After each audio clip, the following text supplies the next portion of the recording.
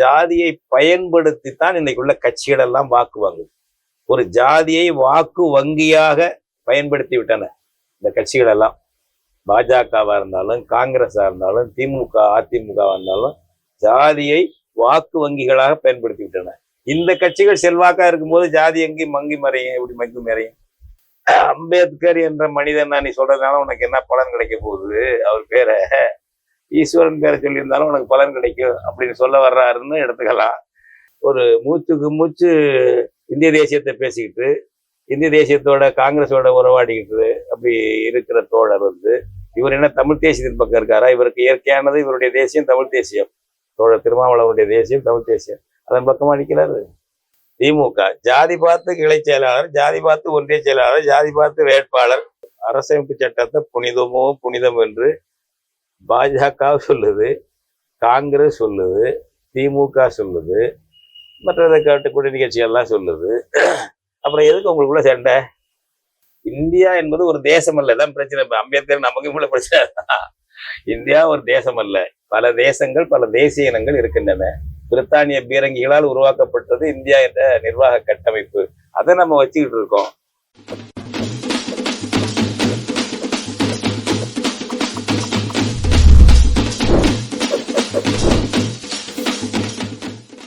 தமிழர் கண்ணோட்டம் நேயர்களுக்கு வணக்கம். அம்பேத்கர் குறித்து உள்துறை அமைச்சர் அமித்ஷா பேசியது பெரும் கொந்தளிப்பை உருவாக்கி இருக்கிறது. இந்த சூழ்நிலையில் பாஜக அம்பேத்கரை முன்னெடுப்பதும் காங்கிரஸ் அதை கைக்கொள்வதுமான இந்த அரசியல் குறித்து தமிழ் தேசிய பேரியக்கத்தின் தலைவர் ஐயா பே மணியரசன் அவர்களோடு நாம் இன்றைக்கு கலந்துரையாட உள்ளோம். ஐயா வணக்கம். வணக்கம் தோழர். வணக்கம் ஐயா. இன்னைக்கு நாடாளுமன்றத்துல பாத்தீங்கன்னா பெரிய தள்ளுமுள்ளாயி ஒரு எம்பி கீழே விழுந்து மண்டை உடைஞ்சது, பிரதாப் சந்திர சாரங்கின்னு. இதற்கான காரணமா பாத்தீங்கன்னா அம்பேத்கர் குறித்து உள்துறை அமைச்சர் அமித்ஷா அவர்கள் பேசிய பேச்சு கடும் கண்டனங்களை நாடு முழுக்க எதிர்ப்பது. இது குறித்து உங்களுடைய பார்வை என்ன? நாடாளுமன்றத்துல தள்ளுமுள்ளு மண்டையை உடைத்து கொண்டது என்பது இந்திய ஜனநாயகம் எவ்வளவு அநாகரிகமாக இருக்கிறது என்பதற்கு. தள்ளிவிட்டவர்கள் குற்றவாளிகள், மண்டை உடைக்கப்பட்டவர்கள் தியாகிகள் என்ற பொருளில் நான் சொல்லவில்லை. ரெண்டு தரப்பும் இப்படி மோதிக்கிறது. காங்கிரஸ்காரர்களை நாடாளுமன்றத்துக்குள்ளேயே வராமல் தடுப்பதுங்கிறது பாஜக எடுத்தால் அது என்ன ஜனநாயகம்? காங்கிரஸ்காரர்களே நாடாளுமன்றத்துக்குள்ளே நுழைய விடாமல் தடுக்கிறது என்று பாஜக உறுப்பினர்கள் ஒரு முடிவு, ஒரு வன்முறையை கையாளும் போது தள்ளுமுள்ளு என்பது வருகிறது.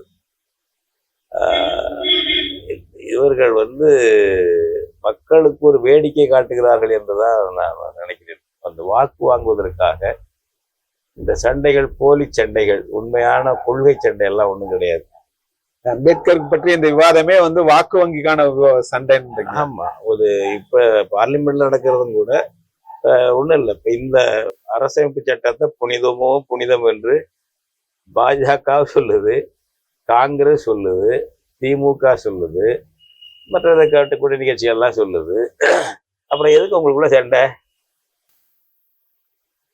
அப்ப மிகையாக புகழ்வது இந்திய அரசமைப்பு சட்டத்தை, அதை பாதுகாக்கிறது நான் தான் இருக்கேன் என்ன போட்டி போட்டுக்கிட்டு ரெண்டு பேரும் பண்ணீங்கன்னா மக்களை திசை திருப்பி ஒரு எதேச்சாதிகார ஆட்சியை நிலைநாட்டிக் கொள்வதற்கு இந்த சட்டம் தான் வலுவானது என்று பாஜக நினைக்குது, காங்கிரஸ் நினைக்குது. அது எதேச்சாதிகாரத்தை கொண்டு செயல்படுத்திய ருசிகண்ட கட்சி காங்கிரஸ் என்பது.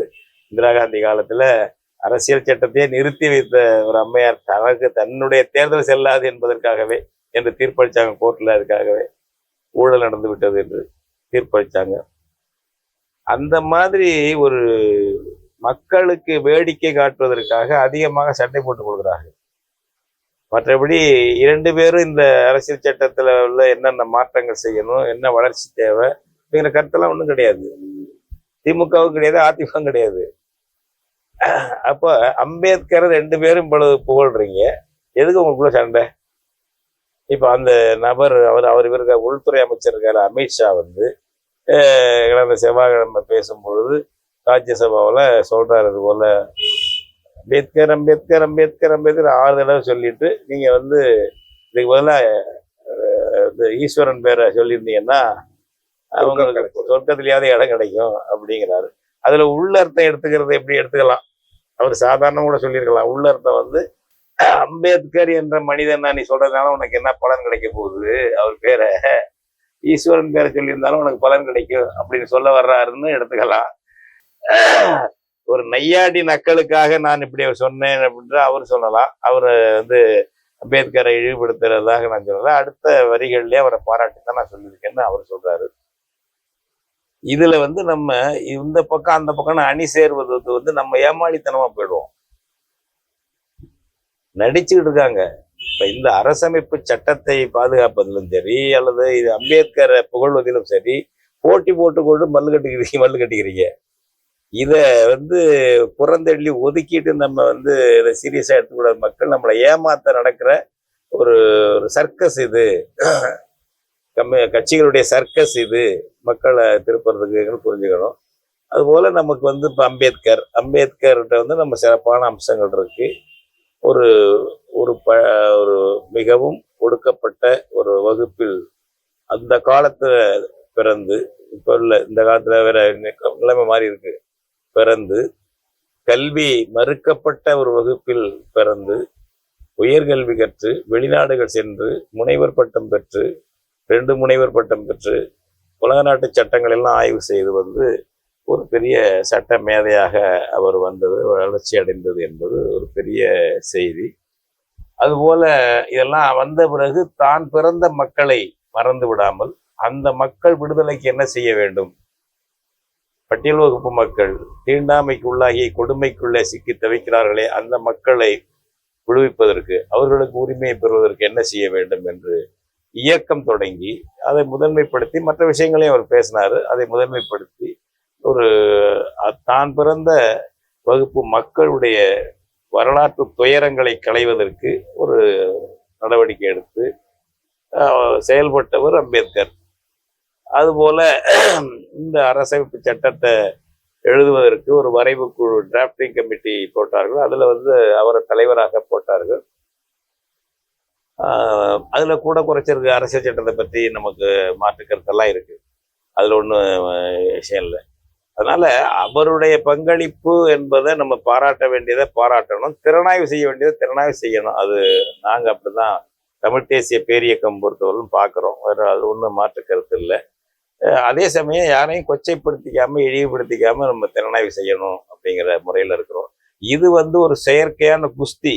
இப்ப பாஜகவுக்கும் காங்கிரஸ் நடக்கிற குஸ்தி இருக்கு, இது சும்மா ஒரு நடிப்பு குஸ்தி. இது அதுல கொஞ்சம் கல்ல விழுந்து காயம் உண்டாயிருக்கு.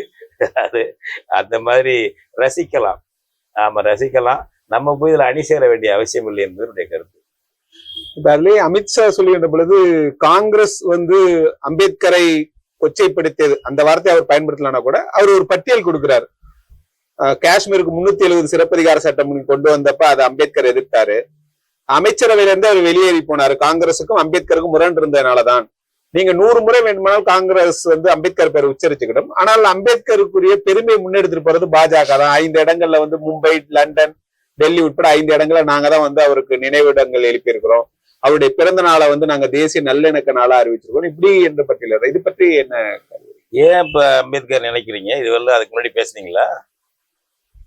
இந்த அரசமைப்பு சட்டம் உருவாகும் போது அதுல பாஜகவுக்கு, அன்னைக்கு பாஜக இல்ல, RSSக்கு, அவருடைய இந்து மகாசபைக்கு என்ன பங்களிப்பு இது பண்ணிருக்கீங்க? அரசியல் சட்டத்துல இந்த உரிமைகள் இருக்கணும், அந்த உரிமை இருக்கணும், அது இருக்கணும், இது இருக்கணும், என்ன உங்க பங்களிப்பு இருக்கு? இந்திய விடுதலைக்கும் நீங்க பங்களிப்பு எதுவும் செலுத்தவில்லை, வெள்ளைக்காரனுக்கு ஆதரவா இருந்தீங்க. அரசமைப்பு சட்டம் எழுதும் போதும் ஒரே ஒரு போராட்டம் இந்து மகாசபை உருவாக்குச்சு, அதை நீங்க எல்லாம் சேர்ந்து நடத்துனீங்க. உங்க முன்னோர்கள் எல்லாம் இந்தியான்னு பேர் வைக்க கூடாது, பாரத்ன்னு தான் பேர் வைக்கணும்னு உண்ணாவிரதம் கண்ணாவிரதம் அது மாதிரி நடத்திக்கிட்டு இருந்தீங்க. வேற என்ன நீங்க இந்த அரசமைப்பு சட்டத்தை உருவாக்குறதுல பாஜகவுக்கும் அவருடைய முன்னோர்களுக்கும் என்ன பங்களிப்பு இருந்தது? இன்னைக்கு இதை பாராட்டுறாருன்னா என்ன? இதான் அனுகூல சத்துரு வேலைன்னு நான் திரும்ப சொல்லிட்டு இருக்கேன். அம்பேத்கர் இப்ப தமிழை புகழ்கிறார்கள் நரேந்திர மோடி, அது மாதிரினா அம்பேத்கரை புகழ்றாரு மோடியோ அமித்ஷா கம்பெனி புகழுது.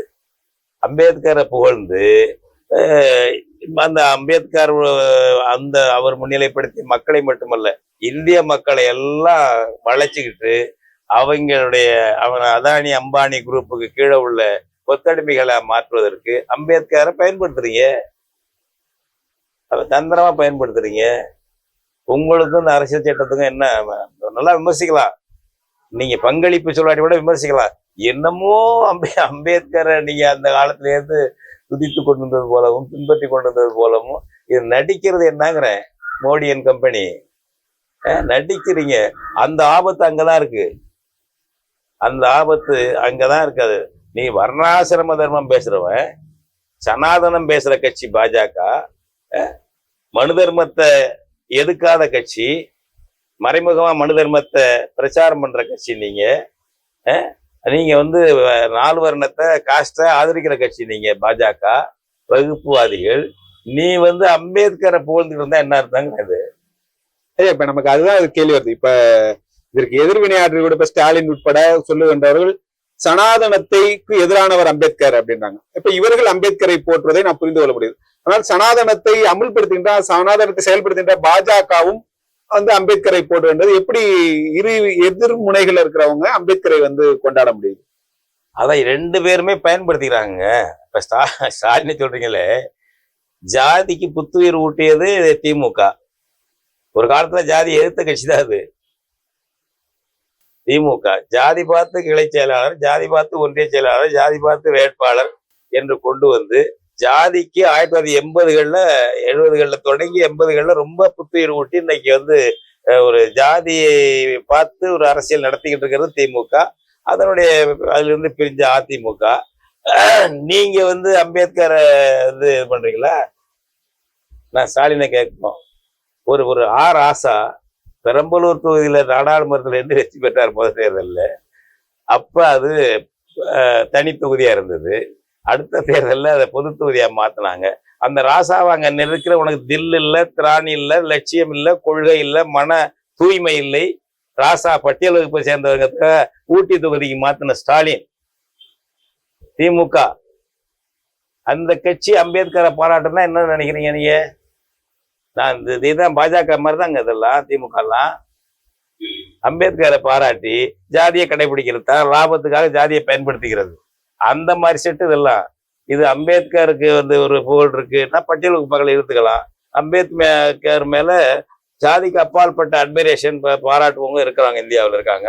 ஒரு பேரும் புகழும் அவருக்கு இருக்கு. அதை பயன்படுத்திக்கலாம். பட்டியல் மக்களோட இருக்கிறதாக நடிச்சுக்கலாம். அம்பேத்கரை பாராட்டுக்கு நடிக்கலாம் என்றுதான் நரேந்திர மோடியும் மு.க. ஸ்டாலினும் இதில் மோதிக்கொள்கிறார்கள். அப்படித்தான் ராகுல் காந்தியும் இதில் மோதிக்கொள்கிறார்கள். புரியுதுங்களா? காங்கிரஸ் என்ன ஒரு வர்ணாசிரம கட்சி, அது சனாதன கட்சி, அது இந்திய ஏகாதிபத்தியவாத கட்சி, அது வர்ணாசிரம கட்சி, அது காங்கிரஸ் கட்சி. அது என்ன ஒரு சமூக சீர்திருத்த கட்சி அது? நீங்க எல்லாம் அம்பேத்கரை பயன்படுத்துறீங்கன்னா நீங்க வந்து இப்ப நம்ம சொல்றோம், பொதுவா சொல்றோம். இப்ப எங்களுக்கு அம்பேத்கர் பற்றி திறனாய்வுகளும் இருக்கு. அது வேற செய்தி. ஆனால் இவர்கள் எல்லாம் பயன்படுத்துவார்கள். இந்த அம்பேத்கரிஸ்டுகள்னு சொல்லியிருக்காங்கல்ல, இதை சொல்ல மாட்டாங்க. ஏன்னா இவங்க அவங்கள ஆண்டி படைக்கிற நிலையில இருக்காங்க. பாஜகவையோ திமுகவையோ காங்கிரஸையோ ஆண்டி படைக்கிற நிலையில இருக்காங்க. அம்பேத்கரை செயற்கையா அந்த கும்பல் பயன்படுத்துதுப்பா. அவருக்கு போல இப்ப நான் ஒரு நாள்லயே ஜாதியை ஒழிச்சிட முடியாது. அதை நோக்கி முன்னேறலாம்ல. என்ன பண்ணிருக்க? இந்தியா முழு என்ன பண்ணிருக்கிற? தமிழ்நாட்டில் என்ன பண்ணிருக்கீங்க? ஜாதியின் பெயரால் வீதிகள் எரிகின்றன, இன்னைக்கும் எரிகின்றன. சாதி மாறி அதுவும் பட்டியல் வகுப்பு சேர்ந்த பொண்ணையே பையனை இங்கிட்டு வந்து பிசியில அதுல இதுல கல்யாணம் பண்ணிட்டாக்க போச்சு. கொலை பண்றது, வெட்டி எறியறது, கொளுத்துறது. என்ன நடக்கலைங்க? நீங்க அம்பேத்கரை போடுறீங்கன்னா என்ன அர்த்தம்? அனுகூல சத்துருதான். மோடிக்கும் அனுகூல சத்துருதான் அம்பேத்கரை பயன்படுத்துற உத்தி என்பது. மு.க. ஸ்டாலினுக்கும் அதுதான். அந்த மாதிரிதான் இப்ப எடப்பாடி எல்லாம் பயன்படுத்துற செட்டு பூரா அப்படிதான். உண்மையா பண்றதுன்னா நீ அப்படியே அம்பேத்கர் அடிச்சுவட்டை பின்பற்று நான் சொல்லல. உன் வகையில நேர்மையாயிரு. உங்க பாணி நம்ம இருக்கணும்னு வச்சுக்க. நம்ம பாணியில நம்மளால என்ன முடியுமோ அந்த அளவு சாதி வேறுபாடு இல்லாம ஒரு சாதி மறுப்பு திருமணங்களுக்கு, கலப்பு திருமணங்களுக்கு ஆதரவு கொடுக்குற நிலையில நம்ம இருக்கலாம். சாதி என்பது இப்ப குடி தேசியம் நம்ம பையங்களே பேசுறாங்க. தமிழ் தேசியத்தை ரொம்ப தூய்மைப்படுத்துற பிற இனத்திலிருந்து பாதுகாக்க தேவை. அப்படி பேசாதீங்க நாங்க சொல்றோம். இப்படிதான் இருக்கிறாங்க. குடி தேசியம்னா அது ஜாதியைத்தாம்பா தம்பி கொடுக்கும்.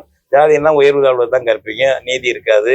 அதனால அதெல்லாம் பேசாதீங்க. நம்ம தமிழ் இனத்துக்கு தமிழ் தேசியத்தால் நல்லா பேசணும் அப்படிங்கிறத வச்சுக்கிட்டு நமக்கு எதிராக பிற மொழிக்காரங்க யார் வந்தாலும் நம்ம அடையாளம் கண்டுக்கலாம், பேசிக்கலாம். அதை பத்தி அதுக்காக போய் ஜாதியை புத்துயிர் விட்டாங்கன்னு சொல்றோம்.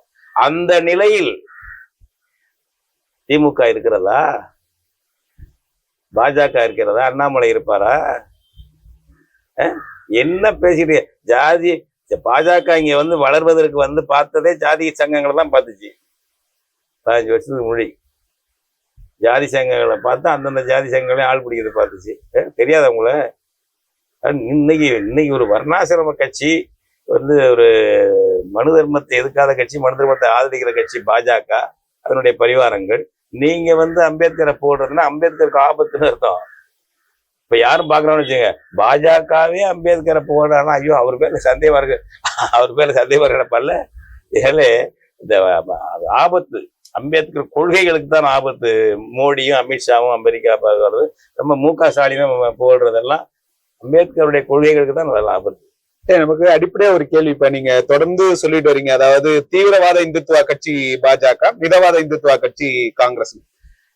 இப்ப இவை ரெண்டுமே வந்து ஒரு அகில இந்திய கட்சியா இருக்கின்ற பொழுது அம்பேத்கரியம் அல்லது அம்பேத்கரிஸ்டுகள் சொல்லிட்டு இன்னைக்கு வந்து இந்தியா முழுக்க ஒரு பரவலாக இருக்கு. இன்னைக்கு கூட பாத்தீங்கன்னா நாடாளுமன்றத்துல எல்லாரும் ஊதா கலர்ல தான் ஆடை அணிஞ்சிட்டு போயிருக்கு தங்களுடைய எதிர்ப்பு பதிவு. அப்ப அம்பேத்கரியத்தை முன்னெடுத்து ஒரு அகில இந்திய கட்சி உருவாகலையே. இன்னும் சொல்ல போனால் பகுஜன் சமாஜ் பார்ட்டி உத்தரப்பிரதேசத்தில் தன்னுடைய ஆட்சியை இழந்திருக்கு அம்பேத்கரை முன்னிறுத்தி. ஏன் வந்து இது ஒரு அகில இந்திய கோட்பாடாக இது உருவாகல? என்ன எதுவுமே உருவாது. அம்பேத்கரியம் மட்டுமல்ல, மார்க்சியம் உருவாயிடுச்சா? இந்தியா என்பது ஒரு தேசம் அல்ல, தான் பிரச்சனை. அம்பேத்கர் நமக்கு உள்ள பிரச்சனை. இந்தியா ஒரு தேசம் அல்ல, பல தேசங்கள், பல தேசிய இனங்கள் இருக்கின்றன. பிரித்தானிய பீரங்கிகளால் உருவாக்கப்பட்டது இந்தியா என்ற நிர்வாக கட்டமைப்பு. அதை நம்ம வச்சுக்கிட்டு இருக்கோம். தனித்தனி தேசங்களா இருக்க தகுதி உள்ளதெல்லாம் இந்தியாவோட இருக்கு. அதுக்கு தகுந்தாப்புல இந்திய சட்டத்தை யாத்திருக்கணும். அப்படி யாத்திக்கவில்லை என்பது நம்முடைய விமர்சனம். அது ஒரு பக்கம். அதனால இந்தியாவில் வந்து இந்திய விடுதலை காலத்துல அந்த உணர்ச்சிக்காக சேர்ந்தாங்க வந்து ஒரு கட்சி. அது பல பேர் பல சிந்தனை போக்கு, நீங்க இடதுசாரி வலதுசாரி நடுசாரி எல்லாரும் இருக்கலாம். காந்தி சொன்னாரு எல்லாருக்கும் இந்தியா விடுதலைங்கிறதா முக்கியம், வெள்ளக்காரனை வெளியேற்றுறதா முக்கியம் அப்படின்னு நம்ம காலத்து சொன்னாங்க. அது மாதிரி அதுக்குள்ள ஒரு கொள்கலனா இருந்தது. அத வந்து அந்த தேவை முடிந்த பிறகு ஒரு அனைத்து இந்திய கட்சி வலுவாக உருவாக முடியவில்லை. நீங்க இப்பவே பாருங்களேன். அதனால இந்து மதத்தை பயன்படுத்தி உருவாக்கிக்கலாம் அவங்க நினைக்கிறாங்க. ஆனால் இந்து மதத்தை பயன்படுத்தியும் உருவாக்க முடியாது. இப்ப எத்தனை மாநில கட்சிகள் இருக்கு, மாநில ஆட்சிகள் எத்தனை இருக்கு, மாநில ஆட்சியோடைய கூட்டணி சேர்ந்துட்டு இருக்க இந்துத்துவா பேசுறாள். நாங்கதான் தலைமை, பாரத் மாதாவுக்கு தலைமகன் அப்படின்னு சொல்ற பாஜக கம்பெனி யாரோட கூட்டி சேர்ற? தெலுங்கு தேசங்கிற மாநில கட்சியோட கூட்டு சேர்ற, அதிமுகங்கிற மாநில கட்சியோட கூட்டு சேர அண்ணாந்து கிடக்குற, தொண்ணாந்து கிடக்குற, வடகிழக்கு மாநிலங்கள்ல உள்ளவனோட கூட்டு சேர்ற. ஏனென்றால் வராது. அதனால அம்பேத்கரியமும் வந்து அப்படி, மார்க்சியமும் அப்படி வராது, அம்பேத்கரியமும் அப்படி ஒரு அனைத்து இந்திய தத்துவம் வராது. பல இனங்கள், பல மொழி, பல சிந்தனை போக்குகள் உள்ள ஒரு துணை கண்டம் இது இந்தியா. அதனால இது அனைத்து இந்திய அளவில் வளரவில்லை. அதனால அம்பேத்கரியத்துக்கு மட்டும் உள்ள குறைபாடு அல்ல, எந்த தத்துவம் இப்படி அனைத்து இந்திய அளவில் வளராது. இல்ல இப்ப எல்லா தேசிய இனங்களுக்கு எல்லாரையும் வந்து ஒடுக்கப்பட்ட மக்கள் இருக்காங்க. ஒடுக்கப்பட்ட மக்களுக்கான விடுதலையை தான் அந்த அம்பேத்கர் முன்னெடுத்தார். பொதுவாக வந்து இந்த தலித் என்கின்ற சொல்லாடல் உருவாக்கப்பட்டதே இது வந்து ஒரு தேசிய பிரச்சனையாக அணுகணும் அப்படின்ற ஒரு குரல் தொடர்ந்து முன் வச்சுக்கிட்டே இருக்காங்களே, இதை எப்படி பாக்குறீங்க? தலித் மக்கள்லாம் ஒற்றுமையா இருக்காங்களா? மராட்டிய தலித்தும் தமிழ்நாட்டு தலித்தும் தலித்துங்கிற சொல்லு வந்து மராட்டியத்துல உருவானது, அம்பேத்கர்லாம் உருவாக்கின சொல்லு கிடையாது. 90கள்லன்னு நினைக்கிறேன் நான் அது உருவாக்குனது. ஏதோ ஒடுக்கப்பட்டு கலந்த எழுதுற உலக ஒடுக்கப்பட்டவர் அதுன்னு அந்த மொழியிலே இந்தியிலே இருக்குன்னு சொல்லி தலித்துன்னு சொன்னாங்க. அதைத்தான் நாங்க சொல்லணும் நாங்க. அதை சொல்லக்கூடாதுன்னு சில பேர் சொன்னாங்க. அது தானா அது மங்கி மறைஞ்சிடும். என்ன பட்டியல் மக்களுக்கு வந்து ஒரு பேர் வச்சாரு நம்ம ஒரு காந்தியடிகள் வந்து ஹரிஜன் வச்சாரு. ஏன்? விஷ்ணுவுடைய புத்திரர்கள்னு நான் சொல்றேன். அதை அந்த ஜாதியை சொல்லி அவங்களை அழைக்கக்கூடாது, மேம்படுத்துறதுக்குன்னாரு. கடைசியில என்னாச்சு நடைமுறையில? அதனால ஒன்றும் மாற்றம் இல்லை. ஜாதி என்பதும் அது தீண்டாமை என்பதும் கொடுமை நீடிக்குது. பல்வேறு வடிவங்கள்ல கொஞ்சம் கொஞ்சம் நீர்த்து பண்ணலாம் நீடிக்குது. அதனால என்னாச்சுன்னா ஹரிஜன் என்றாலே இழிவாக பாக்குறாங்க. எனவே அதுக்கு ஒரு சொல்லு வேணும்னு தம்பிகள் வந்து தலித்துன்னாங்க. இப்ப என்ன இருது? தலித்துங்கிறதே மங்கிக்கிட்டு வருது, குறைஞ்சிக்கிட்டு வருது. ஜாதி என்ற உள்ளடக்கத்துல உள்ள பிளவ ஒடுக்குமுறையை, உயர்வு தாழ்வை நீக்கி சமம் என்ற மனநிலை வளராத வரைக்கும் நீங்க எந்தெந்த பேர் பட்ட சூட்டப்பட்டனாலும் அதை அப்ப நீர்த்து போ அந்த சொல்லும் அப்புறம் அது அந்த சொல்லும் தன்னுடைய செல்வாக்கை இழந்துரும். அதுவும் ஒரு இதுப்பா, இது வேண்டாப்பா, இது சொன்னாலே இந்த ஜாதின்னு நினைக்கிறாங்க அப்படிங்கிறது மாதிரி வந்துடும். அதனால அது சொல்றவங்க சொல்லட்டும், நமக்கு அதை வேண்டாம்னு சொல்லல. அடிப்படையில ஜாதி என்பது நிலவக்கூடாத நிலைகளை சூழ்நிலையை உருவாக்கி மனத்திலையும் அகத்திலையும் புறத்திலையும் ரெண்டுலையும் அதற்கான ஒரு சூழ்நிலையை உருவாக்கணும், கருத்துக்களை வளர்க்கணும். ஜாதியை பயன்படுத்தித்தான் இன்னைக்குள்ள கட்சிகள் எல்லாம் வாக்கு வாங்குது. ஒரு ஜாதியை வாக்கு வங்கியாக பயன்படுத்தி விட்டன இந்த கட்சிகள் எல்லாம். பாஜகவா இருந்தாலும் காங்கிரஸா இருந்தாலும் திமுக அதிமுகவா இருந்தாலும் ஜாதியை வாக்கு வங்கிகளாக பயன்படுத்தி விட்டன. இந்த கட்சிகள் செல்வாக்கா இருக்கும்போது ஜாதி எங்கேயும் மங்கி மறையும், எப்படி மங்கி மறையும்? அதனால தலித்துன்னு சொல்லக்கூடிய மக்கள் எல்லாம், ஒரு ஒடுக்கப்பட்ட மக்கள் எல்லாம் ஏன் ஒருங்கிணையவில்லை என்றால், அனைத்து இந்திய அளவுல ஒவ்வொரு தலித்துக்கும் ஒரு இனம் இருக்கு, மொழி இருக்கு, தாயகம் இருக்கு, அது வேற. அந்த இனத்துக்குள்ள உயர்வுதாழ்வு என்பது வேற. அவன் அதை திருத்திக்கிட்டு அவங்களுக்குள்ள அதை மாத்திக்க வேண்டியது இருக்கு, சமத்துவத்தை கொண்டு வர வேண்டியது இருக்கு. ஆனால் இப்போ இந்திய நீ ஆட்சி மொழி ஆக்கும் பொழுது ஒரு ஊபி தலித்தினுடைய மொழியை ஆட்சி மொழி ஆக்குற, தமிழ்நாட்டு தலித்துடைய மொழியை அடிமை மொழியாக்குற. தமிழ்நாட்டு தலித்துக்கு தாய்மொழி தமிழ் தானே. அது இந்த தமிழ் இனத்துல உள்ள மேல் ஜாதின்னு சொல்லக்கூடிய இருந்தாலும் சரி, நடு ஜாதியா இருந்தாலும் அடுத்த நிலை ஜாதியா இருந்தாலும் சரி, எல்லாமும் அவனுக்கு இனம் தமிழர், அவன் தாய்மொழி தமிழ், அவன் தாயகம் தமிழ்நாடு. அந்த உறவுங்கிறது சைக்காலஜி, அது உளவியல். அது உள்ள மனிதர்களுக்கு இந்த உறவு ஏற்படுவதே எதிலிருந்து வருகிறது? தற்காப்பு உணர்ச்சியிலிருந்து வருது. தற்காப்பு உணர்ச்சி என்பது இன்ஸ்டிங், இயல்பூக்கம்னு பேரு. இயல்பூக்கம் இயற்கையா உள்ளது, ஒவ்வொரு உயிருக்கும் உள்ளது. அப்படி செடி கொடி தாவரங்களுக்கும் உள்ளதுதான். அது வளர்ச்சி அடைகிறத பொறுத்து இருக்குது. அந்த தற்காப்பு உணர்ச்சி என்பதுதான் தாய் தந்தை மேல பாசம், அங்காளி பங்காளி மாமன் மச்சான் மேல பாசம், அப்புறம் இனத்தின் மேல பாசம், தாயகத்தின் மேல பாசம்னு வருது. இது அடிப்படை உலகத்துல. இதை மறுத்து நீங்க ஒரு தேசம், ஒரு இனம், ஒரு மொழின்னு இந்திய திணிச்சுக்கிட்டு கொண்டு வந்தா அது ஆகாது. அதனால இன்னைக்கு இப்ப எந்த தத்துவம் வச்சாலும் தலித்து மட்டுமல்ல, எந்த கட்சியும் எந்த தத்துவமும் வராத போது தலித்தியம் மட்டும் எப்படி வந்துடும்? தலித்தியம் என்ற எல்லாரும் ஏற்றக்கூடிய தத்துவம் ஒன்றும் கிடையாது, அது வேற விஷயம். அப்படியே உருவானாலும் தமிழ்நாட்டு தலித்து மீது ஊபிக்காரன் இந்திய திணிக்கும் பொழுது, அவனுடைய அதிகாரத்தை திணிக்கும் பொழுது, இதனுடைய நிலத்தை பறித்து அவன் அங்கேருந்து டெல்லி சட்டம் போட்டு தமிழ்நாட்டு அரிட்டாப்பட்டி பட்டியல் வகுப்பு மக்களுடைய நிலத்தை பறிக்கிறதுக்கு டெல்லியில இருந்து அமித்ஷா சட்டம் போடலாம், மோடி ஒப்பந்தம் போடலாம், நம்ம மேலூருடைய நிலத்தை பறிச்சுக்கலாம், ஒரு தலித் நிலத்தை படிக்கலாம், பிசி நிலத்தையும் பறிச்சுக்கலாம். அப்படிங்கும்போது எப்படி அவங்க மேல அவங்களோட அவங்க இருப்பாங்க? அதனால அதை எதிர்ப்பாரா? ஊபி தலித் எதிர்ப்பாரா? அவரு இங்க உள்ளதை எதிர்ப்பாரா? நம்ம தலித் நிலத்தை பறிச்சுட்டாங்கன்ட்டு இங்க உள்ள எல்லா ஜாதிக்காரன் தான் எதிர்க்கணும். அந்த ஜாதி இந்த ஜாதின்னு வேறுபாடும் எல்லாரும் தான் சேர்ந்து எடுத்து டங்ஸ்டன் வராம, அகர்வால் வராம தடுத்து நிறுத்தணும் நம்ம எல்லாரும் சேர்ந்து போராடணும். அதனால இந்த சாதிய ஒரு தலித்தியம் என்பது சரி, நான் தான் எந்த இசமும் அப்படி வர முடியாது இந்தியாவிலங்கிறல்ல. சோசியலிசமா இருக்கட்டும், கம்யூனிசமா இருக்கட்டும், அப்படி வரவே இல்லை. இப்ப பகுஜன் சமாஜ் கட்சி இருக்கு, ஓபியில ஆளுங்கட்சி, அது இங்க என்னவா இருக்கு? இன்னும் நான் சொல்லுகிறேன், அம்பேத்கர் அவர்கள் இந்து மதத்தை விட்டு வெளியேற வேண்டும் என்று பல லட்சம் பேரை அழைத்து கொண்டு புத்த மதத்துக்கு போனார். அப்பொழுது தமிழ்நாட்டில் எத்தனை பேர் போனாங்க? இன்னைக்கு தெருவுக்கு தெரு இப்ப அம்பேத்கர் சிலை இருக்கு, அதெல்லாம் என்ன புத்த தெருவு? அதெல்லாம் காளியே, காட்டேரிய, முருகனை, ராமனை, கண்ணனை கும்பிடுறவங்க தானே அங்க இருக்காங்க. சமயபுரத்தம்மனை, காமாட்சி அங்க இருக்காங்க. ஏன் அம்பேத்கர் சொன்னபடி புத்த மதத்துக்கு மாறல? இன்னைக்கு செயற்கையா சில பேர் கொண்டு வர்றாங்க சிங்கள புத்த மதத்தை திணிக்கிறதுக்கு. தலித் அமைப்புகளே சில பேர் பண்ணா தெரியும் நமக்கு, எடுபடாது. அதுவும் அம்பேத்கரை போற்றுகிறார்கள், தெய்வமாக போற்றுவார்கள். அவர் சேர்ந்த புத்த மதத்தில் போய் எத்தனை தலித் சேர்ந்துட்டாங்க தமிழ்நாட்டுல? அதான் மனசுல இருக்கிற பற்று, அது அப்பம்பாட்டங்காலத்துல இருந்து உள்ளது, அது வரலாறு, பூர்வீகம். அந்த உளவியலை எல்லாம் நீங்க திடீர்னு மாத்திர முடியாது. இந்த கொள்கை அந்த கொள்கைன்னு அதை புரிஞ்சுக்கிட்டு தான் அரசியல்ங்கிறது பேசணும், செய்யணும். இப்ப இந்த இதுலயே அமித்ஷாவுடைய பேச்சு குறித்து திருமாவளவன் கருத்து சொல்லுகின்ற பொழுது, காங்கிரசுக்கும் அம்பேத்கருக்குமான முரண்பாடு தேர்தல் முரண்பாடு தான், அது எலக்டோரல் மோட்டிவ் தான். பாஜகவுக்கும் அம்பேத்கருக்குமான முரண்பாடு ஐடியாலஜிக்கல் மோட்டிவ், அது வந்து ஒரு கருத்தியல் முரண்பாடு அப்படின்றாரு. இதை நீ எப்படி பார்க்கறீங்க? அம்பேத்கர் தோழர், நம்முடைய அருமை தோழர் சொல்றது, இவருக்கும் நம்முடைய தோழர் திருமாவளவன் அவர்களுக்கும் பாஜகவுக்கும் ஐடியாலஜிக்கல் முரண்பாடு இருக்கிறதா அப்படிங்கறத நல்லா தெளிவுபடுத்தி பேச வேண்டிய தருணமா இருக்கு. இப்ப இந்திய தேசியவாதம் அவன் பேசுறான். இந்திய தேசியவாதம் பேசினாலே வந்து இயற்கையான தேசிய இனங்களை மறுக்கிறதுன்னு அர்த்தம். மூச்சுக்கு மூச்சு இப்ப தேசியத்தை பேசிட்டு இருக்காரு தோழர் திருமாவளவன் அவர்கள். அனைத்து இந்திய கட்சியா விரிவுபடுத்த போறீங்க, நல்லா செய்யுங்க, அது ஒன்றும் தப்பு இல்லை, அது உங்களுடைய விருப்பம். எனவே ஒரு மூச்சுக்கு மூச்சு இந்திய தேசியத்தை பேசிக்கிட்டு இந்திய தேசியத்தோட காங்கிரஸோட உறவாடிக்கிட்டு அப்படி இருக்கிற தோழர் வந்து இவர் என்ன தமிழ் தேசியத்தின் பக்கம் இருக்காரா? இவருக்கு இயற்கையானது இவருடைய தேசியம் தமிழ் தேசியம், தோழர் திருமாவளவனுடைய தேசியம் தமிழ் தேசியம், அதன் பக்கமா நிற்கிறாரு, இந்திய தேசியத்தின் பக்கம் நிற்கிறாரு.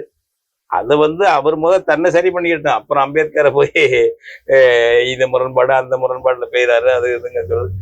அம்பேத்கரை பாஜகவும் போலியாக பயன்படுத்துது, காங்கிரசும் ராகுல் காந்தி கம்பெனியும் போலியாக பயன்படுத்துது அம்பேத்கரை. மாற்றே கிடையாது. ஆமா, அதுல ஒண்ணும் இதே கிடையாது. அவருக்கு ஒரு செல்வாக்கு இருக்கு, அதை பயன்படுத்தலாம். அதை பயன்படுத்தி பட்டியல் வகுப்பு மக்களை எல்லாம் ஒருங்கிணைச்சுக்கலாம், இதர ஜனநாயக சக்திகளையும் இணைக்கலாம் என்ற ஒரு அரசியல் சூழ்ச்சியை தவிர ராகுல் காந்திக்கோ நரேந்திர மோடிக்கோ அம்பேத்கர் மாதிரி கிடையாது. அதனால வந்து அதை போய் சான்று தோல் திருமாவளவன் கொடுத்தாருனாக்க தோல் திருமாவளவன் பாதை மாறி போகிறார் என்று பொருள். நீங்க இந்த உரையாடலுடைய துவக்கத்திலே அம்பேத்கருடைய பங்களிப்பு குறித்து சொல்லுகின்ற பொழுதே சொன்னீங்க, இந்த அரசமைப்பு சட்டம் பற்றி எங்களுக்கு திறனாய்வு இருக்கு, அம்பேத்கரியம் குறித்தும் எங்களுக்கு வந்து சில மாறுபடும். ஒரு தமிழ் தேசிய பார்வையில் அம்பேத்கரியமோ அல்லது அம்பேத்கர் குறித்து உங்களுடைய திறனாய்வான செய்திகள் என்ன சொல்லலாம்? இந்திய அரசமைப்பு சட்டம் வந்து முதல்ல வந்து ஒரு ஒடுக்குமுறை சட்டம், தேசிய இனங்களை ஒடுக்குகின்ற சட்டம், தேசிய இனங்களை குறிப்பிடாத ஒரு சட்டம். வந்து இதுல வந்து சிட்டிசன் ஆஃப் இந்தியா மட்டும் சொல்லப்படுகிறது. ஆனா நடைமுறையில் இந்தியன்னு கொண்டு வர்றாங்க. ஏன் தமிழர், கன்னடர், தெலுங்கர், பீகாரி, அவரு இவரு, வங்காளி போட்டா என்ன தப்பு? அவங்களாம் சேர்த்து யுனைடடா இருக்கும். இப்ப உலக சட்டங்கள்லாம் படிச்சார் அம்பேத்கர். அப்ப அதுல வந்து அவருக்கும் அல்லது பண்டித நேருவுக்கும் ஒன்றும் முரண்பாடு அல்ல. தேசிய இனங்களை, தேசிய இன அடையாளங்கள் இந்த சட்டத்தில் வர வேண்டும் என்று இப்பவும் பாருங்க, மாநிலம் மாநிலம்னு பேசுவாங்க. அம்பேத்கர் பேசுறதும் மாநிலம் மாநிலம் பாரு தவிர ஒரு தேசிய இன தாயகம் என்று அவர் பேச மாட்டார். அடுத்தது மொழி வழி மாநிலம், அதுக்கப்புறம் பிரிக்க ஆரம்பிக்கும், போராட்டம் வருது, ஆந்திராவில் போராட்டம் 7 பேரை சுட்டு கொள்றாங்க, அது இது வந்த பிறகு மொழி வழி மாநிலம் பிரிக்க வேண்டியது எல்லாமே வரும் பொழுது 55, 56 எல்லாம் பார்த்தீங்கன்னாக்க மொழி வழி மாநிலம் வந்து ஆபத்தானது, இந்தியாவுக்கு ஆபத்துங்கிறத அறிக்கை கொடுக்குறாரு. மொழிவழி மாகாணத்தை பத்தி ஒரு கட்டுரை, இது அந்த முதல் பாகம் தமிழ்ல இருக்கு. அம்பேத்கர், பாபா சாஹேப் டாக்டர் அம்பேத்கர் நூல் தொகுப்பு தொகுதி 1 அப்படிங்கிறதுல இதுல இருக்கு. அது எல்லாத்தையும் படிக்க வேண்டாம். மொழிவழி மாநிலம் ஆபத்தானது இந்தியாவுக்குன்னு சொல்லிட்டு வேற வழி இல்லை, இப்படி பிரிக்கவும் தேவை இருக்கு. அது பிரிச்சாக்க அது என்னன்னா ஒரே ஒரு பாதுகாப்பு, மொழிவழி மாநிலம் அப்படி பிரிச்சிங்கன்னாக்க இந்தியைத்தான் அங்க ஒரே ஆட்சி மொழியா வைக்கணும். இந்திய அரசுக்கும் ஒரு ஆட்சி மொழியா இருக்கணும், மாநில ஆட்சிகளுக்கும் ஒரே ஆட்சி மொழி இந்தி மட்டும்தான். இந்தி வளர்ற வரைக்கும் ஆங்கிலம் இருக்கலாம் என்று அம்பேத்கர் சொல்றாரு. நான் வேணா இதை எடுத்து படிச்சு காட்டுறேன். இது அம்பேத்கர் சொல்றாரு. இதெல்லாம் எங்களுக்கு மாற்று கருத்து இருக்கு. இதெல்லாம் தமிழ் தேசிய பேரியக்கத்துக்கு மாற்று கருத்து இருக்கு. இப்ப அவரு சொல்லிட்டாரு அப்படிங்கும் போது அவருடைய நல்ல பங்களிப்பை எடுத்துக்குவோம். இவர் திறனாய்வு பண்ணுவோங்கிற முறையில தான் நாங்க பேசுறோம். ஒரு வந்து இப்ப அவரு 2 மாநிலம் சொல்றாரு, 2 மாகாணத்தையும் காட்டுறாரு. நீங்க மொழி அடிப்படையில தமிழ் மாநிலம் பிரிச்சிங்க அப்படின்னாக்க இந்தி தான் அங்க வந்து ஆட்சி மொழியா இருக்கணும். அவர் மாநிலத்தையும் சொல்றாரு, மகாராஷ்டிரத்தை உருவாக்குனீங்கன்னாக்க அங்க வந்து மராத்தி ஆட்சி மொழியா இருக்கக்கூடாது, இந்தி தான் இருக்கணுங்கிறாரு. இதெல்லாம் நம்ம ஏத்துக்க முடியாது இல்ல. அப்ப அவங்க அந்த ரொம்ப போட்டி போட்டு கொண்டு அம்பேத்கரை புகழ்வதிலையும் இந்திய அது வந்து இந்தி பேரினவாத ஆதிக்கத்துக்கு அது துணையா இருக்குல்ல. என்னப்பா அவங்க மக்கள் தொகையில் அதிகம், மாநிலங்கள் அதிகம், அந்த மொழி வந்து அலுவல் மொழியா கிட்டத்தட்ட 10 மாநிலங்கள் சட்டத்தின் ஊடாகவே, அரசியல் சட்டத்தின் ஊடாகவே அது வந்து நடைமுறையில இது ஒரு ஒற்றையாட்சி சட்டம் தான். இது ஒற்றையாட்சி சட்டம் தான். இப்போ ஆளுநர் பதவி தேவையில்லை, ஆளுநர் பதவி இருக்கணும். இப்ப இதுக்கு அம்பேத்கர் இதுலயே சொல்றாரு, இந்த இந்த உரை இப்ப நம்ம தோழர்கள் விடுதலை சிறுத்தைகள் போட்ட புத்தகம் தான் அம்பேத்கருடைய இந்த கான்ஸ்டியூண்ட் அசம்பிளில முதல் உரையும் நிறைவுரை ரெண்டையுமே போட்டிருக்காங்க. ஆதவன் சென்னையெல்லாம் முன்னுரை எழுதியிருக்காரு. அதுலயே வந்து பாத்தீங்கன்னா இந்த இதை பத்தி எல்லாம் பேசுறாரு, இந்த விஷயங்கள் மாநிலங்கள் பத்தி எல்லாம் பேசுறாரு. மாற்று கருத்து வந்த இதெல்லாம் சொல்றாரு. மாநிலங்களை வெறும் நகர சபையாக மாற்றிவிட்டோம் என்றெல்லாம் சொல்லுகிறார்கள். அப்படியெல்லாம் இல்லை, அந்த அதிகாரத்துக்கெல்லாம் பதில் சொல்றாருன்னு வச்சுங்க. அப்படி பல விஷயம் இருக்கும்போதே அவர் சொல்றாரு, இப்ப வந்து அமெரிக்கான்னா ஒரு ஆட்சி மொழி தான் இருக்கு, ஜெர்மன்னா ஒரு ஆட்சி மொழி தான் இருக்கு, பிரிட்டன்னா ஒரு ஆட்சி மொழி தான் இருக்கு. இப்ப இந்தியாவுக்கு அப்படி இருந்தான்னா மாநிலத்துக்கும் ஒரே மொழி, மத்தியும் ஒரே மொழின்னு உதாரணம் சொல்றாரு. அமெரிக்கா எல்லா மாநிலம் இங்கிலீஷ் தான் பேசுறாங்க. அவன் வந்து இங்கிலாந்துல இருந்து போனவன் இருக்கான், இத்தாலில இருந்து போனவன் இருக்கான், எல்லாரும் இருக்காங்க. ஆனா அவன் இங்கிலீஷை வந்து தங்கள் பொதுமொழி ஆகிக்கிட்டாங்க. அங்க ஒன்றும் மொழி திணிப்பு கிடையாது இங்கிலீஷ் என்பது. அதுதான் அந்த மொழி தான். ஜெர்மன் ஒரே ஒரு மொழியுடைய, அது ஃபெடரேஷனா இருக்கே தவிர டச்சுங்கிற மொழி தான் அவங்க மொழி. நம்ம ஜெர்மன் மொழின்னு வெளியில சொல்றோம், அது டச்சு மொழி. அதுதான் எல்லாருக்கும் தாய்மொழி, அது அவங்க தாயகம் தான். அது பிரிட்டன்ல இங்கிலீஷை மட்டும்தான் வச்சாங்க. இங்கிலாந்துக்காரன் ஆதிக்கம் இருந்துச்சு. அயர்லாந்து போராடி வெளியே போயிட்டான். இன்னும் ஒரு இருக்கிற அயர்லாந்து போராடிக்கிட்டு இருக்கான். ஸ்காட்லாந்து போராடிக்கிட்டு இருக்கான். இப்போ ஸ்காட்லாந்துல ஸ்காட்டிஷ் நேஷனல் பார்ட்டி தான் ஆளுங்கட்சியா இருக்கு. வந்து இங்கிலீஷ்காரங்களை ஒடுக்குறான்னு சொல்லி அவன் வந்து போராடி தான் இருக்கான். அம்பேத்கர் இதெல்லாம் உதாரணம் சொல்றாரு, இந்த உரையிலே இருக்கு. அது மாதிரி அதெல்லாம் சரியல்ல என்பது நமக்கு வந்து ஒரு முழுமையான கூட்டாட்சியா இறையாண்மை உள்ள தேசங்களின் கூட்டமைப்பாக இந்தியாவை மாற்றி அமையுங்கள். அவனுடைய தேச அடையாளம் மாற வேண்டிய அவசியம் இல்லை. காந்தியடிகள் அதுதான் சொன்னார். எப்படி சொன்னார்னா அவருடைய பேட்டியில சொல்றாரு, 46 வாக்குல வந்து வெளிநாட்டு நிருபர்கள் கேட்கறாங்க, சுதந்திரம் அடைய போதுங்கிறீங்க, பல பிரிவுகள் இருக்கு, இவ்வளவு இனங்கள் இருக்கு, மொழிகள் இருக்கு, எப்படி நீங்க ஒன்னா வச்சிருப்பீங்க?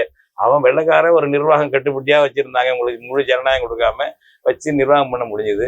நீங்க ஜனநாயகம் எல்லாரும் கொடுத்தீங்கன்னா எப்படி நிர்வாகம் பண்ணுவீங்கன்னு கேட்கறாங்க. அப்ப சொல்றாரு அவரு, ஆமா பல இனங்கள் பல மொழிகள் இருக்கு, அவங்க தனித்தனி நாடா இருந்தா என்னென்ன உரிமைகளை அனுபவிப்பாங்களோ அதெல்லாம் இந்தியாவில் அவங்க அனுபவிக்க முடியும். அது போல சட்டத்தை தான் நாங்க செய்வோம். அதே சமயம் பிரிஞ்சு போயிடக்கூடாது என்ற நிபந்தனையும் போடுவோம் அப்படின்னு காந்தியடிகள் சொல்றாரு. அப்படிலாம் பேசுனாங்க, அப்படி அமைக்கலையே. அதனால அதை பற்றி சிந்திக்கணும், இப்ப எல்லாரும் பல தடவை பேசுனாங்களே. இப்ப ஏற்கனவே கான்ஸ்டியூஷன்ல இருக்கிறது போதாது என்பதற்கு தானே சர்க்காரியா கமிஷன் அந்த அம்மா காங்கிரஸ் தானே அமைச்சது, இந்திரா தான் அமைச்சாங்க நினைக்கிறேன் சர்க்காரியா கமிஷன். அதுக்கு முன்னாடி கலைஞர் அமைச்சார்ல ராஜமன்னார் குழு. பல குழுக்கள் இருக்கு, கான்ஸ்டியூஷன்ல இருக்க அதிகாரங்கள் போதாது, மாநிலத்தில் போதாது, கூடுதலாக இருக்கும். நாங்க வந்து இறையாண்மை உள்ள தேசங்களின் ஒரு கூட்டமைப்பாக இந்தியாவை மாத்துங்க என்று ஒவ்வொரு தேசத்துக்கும் ஒரு இறையாண்மை இருக்கணும். இப்ப தமிழ்நாடுனா தமிழ் தேசம், தப்பு கிடையாது. நம்ம யூனியனா இருப்போம். நீங்க ஆர்டிகல் 1ல யூனியன் சொல்றீங்களே தவிர சும்மா உண்மையான யூனியன்லாம் கிடையாது. அது ஒரு பேருக்கு, ஒரு ஒரு தோற்றத்துக்கு அந்த யூனியன் வருதே தவிர ஆர்டிகல் 1ல அப்புறம் எல்லாம் மிக மிக அதிகமாக ஒற்றையாட்சி தன்மை தான் அந்த கான்ஸ்டியூஷன் இருக்கு. அதை மாத்தணுங்கிறோம். இப்ப அதை சொல்லும் போது அம்பேத்கர் அதுக்கு பதில் சொல்றாரு, இங்க வந்து நீங்க அரசியல் சட்டத்தை திருத்துறதுக்கு அதை விதி இருக்கு, வேணுங்கிறவங்க திருத்தி கேட்டோம், அது ஒன்றும் நம்ம கெடுபிடி பண்ணலையே அப்படிங்கிறாரு. அதுதான் இப்ப நம்ம சொல்றோம், வழி இருக்கு, மறுஆய்வு பண்ணுங்க, முற்றிலும் மறுஆய்வு பண்ணுங்க. இல்லைன்னா அங்கங்க தனித்தனி நாடுங்கிற கோரிக்கையும் வரும், அவரவர்களும் இந்த குரல் எழுப்புவார்கள். அதுதான் இந்தியாவின் ஒற்றுமைக்கு ஆபத்தாகவும் முடியும். அது மாதிரி அமைங்கன்னு சொல்றோம். இந்த மாதிரி அந்த விஷயங்கள்ல எல்லாம் மாறுபட்ட கருத்து அம்பேத்கருடைய கருத்துல தமிழ் தேசிய பேரியக்கத்துக்கு இருக்கிறது. அதற்காக அவரை நம்ம முற்றிலும் நிராகரிக்கிறது என்பதோ அவருடைய பங்களிப்பை மறுக்கிறது என்பதோ இல்லை. அவரிடமிருந்து கற்றுக்கொள்வதற்கு வந்து ஜாதியை பற்றி ஒரு ஆய்வு ரொம்ப கற்றுக்கொள்ளக்கூடியது. உலகம் பூராவும் இப்படி தொழில் அடிப்படையில பிரிஞ்சுதான் இருந்தாங்க. ஆனா தொழிலே ஜாதி ஆயிடுச்சு இந்த துணை கண்டத்துல. ஆனா அங்கெல்லாம் அப்படி ஆகல. நல்ல ஆய்வு அது அவருடைய ஆய்வு ஜாதி பற்றி. இது அங்கெல்லாம் என்ன பண்றாங்க, மன்னர்கள் படையெடுத்து போய் நிலமானிய முறை வந்துச்சு, படை வீரர்களுக்கு நிலம் கொடுக்கறது. வெற்றி பெற்ற பிறகு அவன் தளபதிகளுக்கு நிறைய நிலம் கொடுத்த அவன் நிலக்கிழார் ஆயிடுவான். அவன் தொழிலாளி தச்சு வேலை செஞ்சுக்கிட்டு இருந்தேன் நிலக்கிழாரம் ஆயிடுவான், வீரனா போயிருப்பான் ஊர்ல ஒரு பையன். இங்க அப்படி கொடுக்கறது இல்லை. இங்க நமக்கு என்னாச்சுன்னாக்க மன்னர்கள் காலத்துல நம்ம ஆயிட்டா மன்னர்கள் போர் நின்று போச்சுனாக்க அந்த போர்ல இருந்த பல பேர் அந்த கலைச்சிட்டாங்கன்னா சும்மா திருச்சி இருப்பான். அது மாதிரி வழிப்பறி கொள்ளதாரோட மாதிரி இருக்காங்க. அது மாதிரிலாம் பல வந்து இருக்கு. நமக்கு அந்த நம்மளுக்கு அந்த சிஸ்டம் அல்ல. வர்ணாசிரமம் இங்க இருந்ததுனால இயற்கையாக குடும்ப அடிப்படையில் தொழில் கத்துக்கிட்டாங்க. அது அதாவது ஒரு பழமொழி இருக்கு, குலக்கல்வி கல்லாமல் பாகம்படும்பாங்க. அவங்கவுங்க இப்போ தச்சு வேலைன்னா ஒரு இன்ஜினியரிங் தான், அது சாதாரண வேலை. ஒரு வீடு கட்டுறதுன்னா என்ன சாதாரணம், அது இன்ஜினியரிங் தான். அது குடும்ப அடிப்படையில வந்துருச்சு அந்த காலத்துல. அது அப்புறம் சாதியாக மாறிவிட்டது வர்ணாசிரமம் வந்ததுனால. ஆரிய வர்ணாசிரமம் வந்ததுனால தப்பி வந்துருச்சு. அது இல்லாமல் இருந்திருந்தாங்க ஒரு கட்டத்துல இந்த தொழில் அடிப்படையில இருந்த பிரிவினைகள் மாறி எல்லாரும் எல்லா தொழிலும் செய்யறதா உலக நாடுகள் வந்தது போல இங்கேயும் வந்திருக்கும் என்று அம்பேத்கர் சொல்றார். நல்ல பங்களிப்பு, அது நல்ல பங்களிப்பு. அந்த மாதிரி விஷயங்களை நம்ம ஒருத்தந்து எடுத்துக்கலாம். மற்றது திறனாய்வு செய்ய வேண்டிய திறனாய்வு செய்யலாம். நம்ம இப்ப இன்னைக்கு சமூகத்துக்கு இன்னைக்கு என்ன தேவையோ அதுக்கு இருந்தாப்புல இந்த அரசியல் சட்டத்தை, அரசமைப்பு சட்டத்தை மாற்றி அமைக்கிற வேலையை அதுல நம்ம முன்னுரிமை கொடுக்கலாம். ரொம்ப நன்றி. வணக்கம். வணக்கம். இவ்வாறான பல செய்திகளை, பல சிக்கல்களுக்கு விடை கிடைக்கக்கூடிய செய்திகளை தமிழர் நோட்டம் வலையொலியில் வெளிப்படுத்தி வருகிறோம். இது தற்சார்பாக செயல்படுவதற்கு நிதி தேவைப்படுகிறது. இந்த நிதியை நம்முடைய மக்களாகிய நீங்கள் தான், இளையோரும் பெரியோரும் நண்பர்களும் தோழர்களும் சான்றோரும் நீங்கள் உங்களால் இயன்ற அளவு என்ன இயலுமோ அந்த நிதியை வழங்குமாறு அன்போடும் உரிமையோடும் கேட்டுக்கொள்கிறேன். உங்களுக்கு நன்றி உணர்வோடும் பொறுப்புணர்வோடும் தமிழர் கண்ணோட்டம் செயல்படும் என்பதை உறுதி தெரிவித்துக் கொள்கிறேன். நன்றி, வணக்கம்.